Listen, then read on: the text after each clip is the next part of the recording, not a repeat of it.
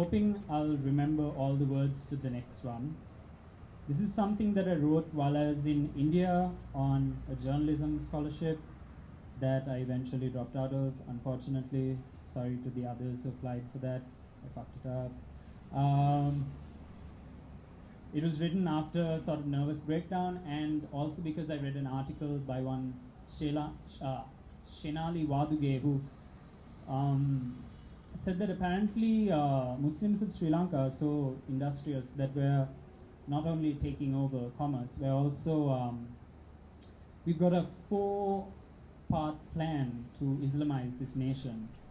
So this was, that prompted me to look into what does it mean to be a Sri Lankan Muslim, and I soon learned that what my ethnicity, or the Muslim Moor, the Sri Lankan Moor, is really just an umbrella term that like tries to group in a whole bunch of very different ethnicities and religious cultural identities. So this one is called Thambi Vamsa.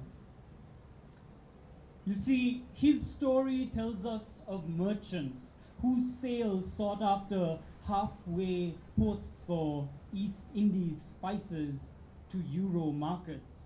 Was it Jambukola, Beruala, Sambandura, or Ban Tota, where she let him into that sacred altar, nature's cinnamon garden wherein mixed blood, seamen run races, predestined to chase tails and make faces at newborns, bright-eyed, brown-skinned, soon to be circumcised, sent to a different kind of Sunday schooled in a foreign tongue just to help get the phlegm out. No emphasis on what the words were about. Soon to forget Archie, who mothered Amma, given up for Ummah, then sent to Jummah, cause now it's Friday. You jump out of class to touch your head down, touch the ground to meet the crown with the earth, mother's tiled floor, terrazzo, or soft prayer carpet. No thoughts munching aloud, cause it's sacred, held back like a secret.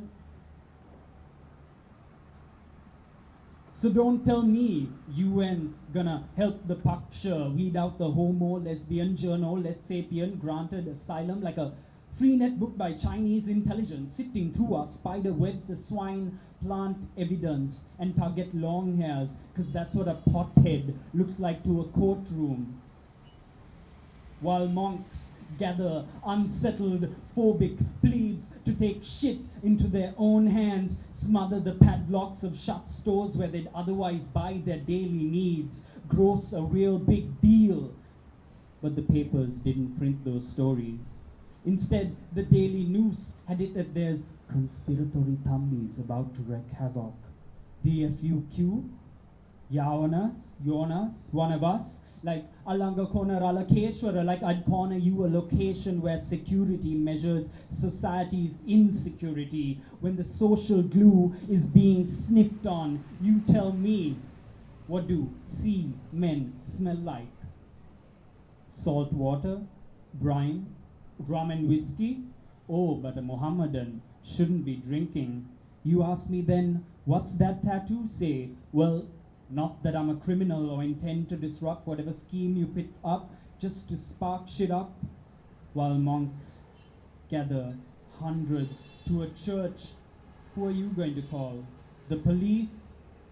Please, pigs just stand there, khaki-clad vile vandals. Forget white vans and man, handle a pastor, then send out a circular demanding they register at the nearest local government authority.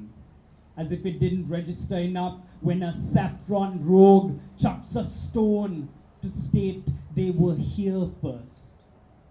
Or maybe I didn't hear it right, or it wasn't written right.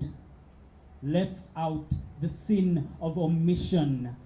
From the 7 deadly, we are all guilty of gouging out 2 eyes for a 3rd, collectively exhausted under post-Moro. Ela, Elam, ethnic conflict, done with the tigers, thrown to the lions. Post-mortem, the sanctity of our nation, a tooth relic, busted right out the jaw of a Buddha. Thank you.